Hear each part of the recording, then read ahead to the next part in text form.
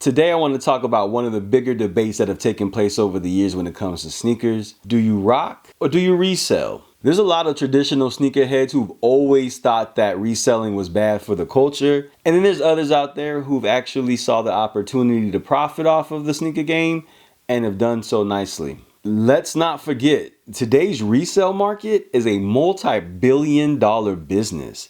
And this has allowed a lot of people to prosper, and that's something you cannot ignore. Not to mention, there are also online platforms that make it so much easier to sell your sneakers like GOAT, StockX, eBay, Stadium Goods. But what about the grassroots of sneaker collecting? In its essence, it's always been a form of expression. Being able to hunt down and track your favorite shoe and to finally have it, or that feeling of exclusivity when you have that rare pair, or being able to reach into a time capsule and pull out a retro that brings you back to your childhood. In any case, you weren't just letting your shoe sit on display.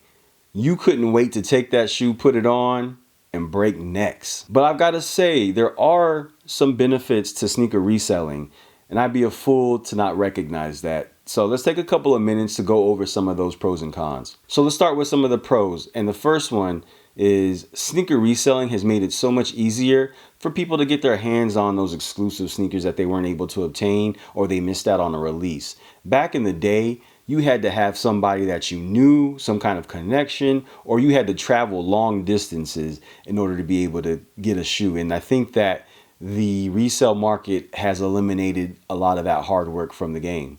There's a double-edged sword to that, though, I will say. So I'll go over the con aspect of that in a little bit. So the number 2 pro is that there is a cost-saving element to reselling. Let's say that there's a shoe that you want that's going up in value. The resale price is pretty high. You have 4 or 5 pairs of shoes sitting that you don't wear or you maybe don't like as much as you did before. You can turn around and sell that shoe or those shoes and use that money to buy that grail. I think that from a budgeting standpoint is really nice. The third pro to sneaker reselling is that there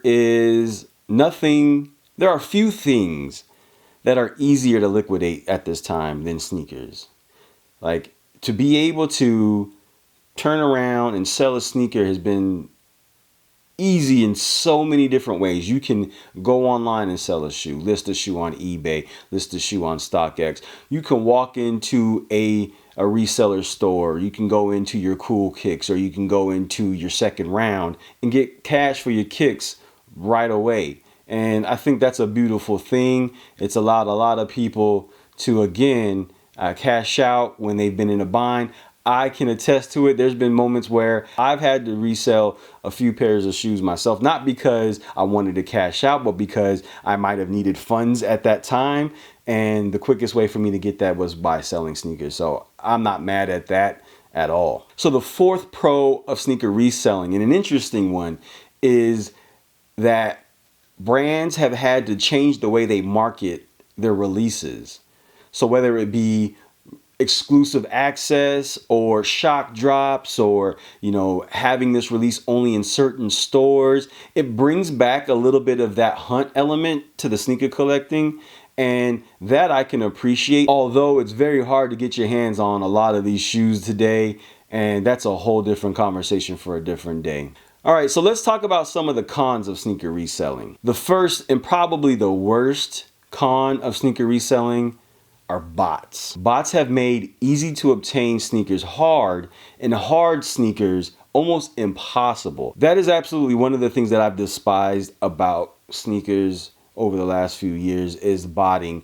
And it's almost become something that you have to do yourself in order to have a chance at getting something.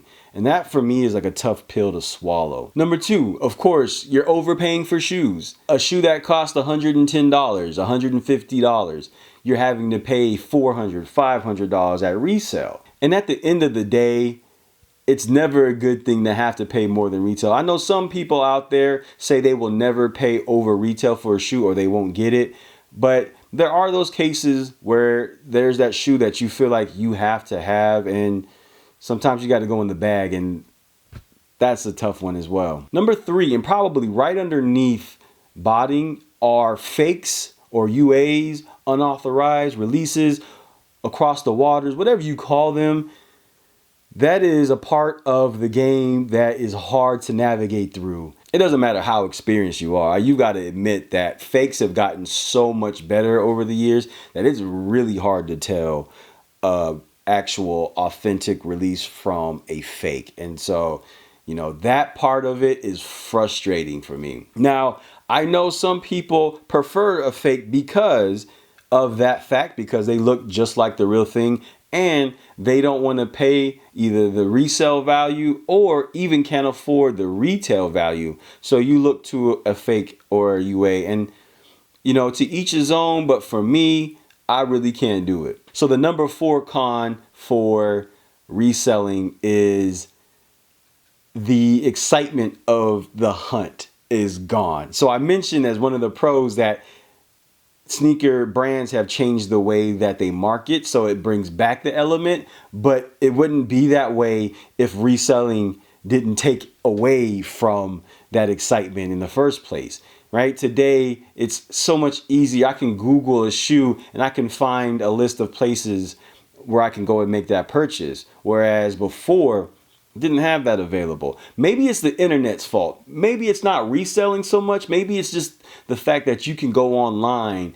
The internet itself has opened up the door for being able to purchase, anywhere around the world. Either way, again, making it that much easier has been something that, again, takes away some of that excitement. So there's your pros and cons of sneaker reselling. You make your own assumptions.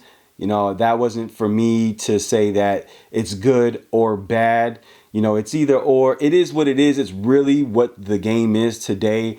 I'm not going to be one of those guys, reselling, none of that. I've learned to adapt to it. At the end of the day, it's about the sneakers for me. Today's audience is much younger. And so a lot of the conversation that takes place today is, how much is that shoe reselling for? Because they don't have a sense of nostalgia when it comes to sneakers. They're removed from that part of the sneaker game. And that's, again, not a good or a bad thing. It is what it is. It happens. So I want to open this up for discussion to find out what you think about the sneaker game today. Is there still a desire to cop kicks to rock? Or do you look at sneakers as just a form of income? If you were to ask my opinion, I will always buy a sneaker that I can see myself wearing.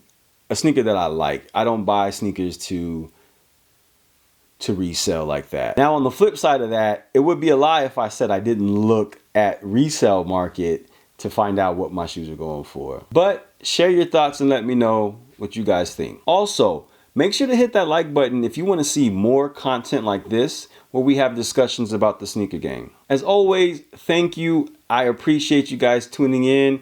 Thank you for taking the time to stop by my channel. As always, I will catch you on the next one. Y'all be easy.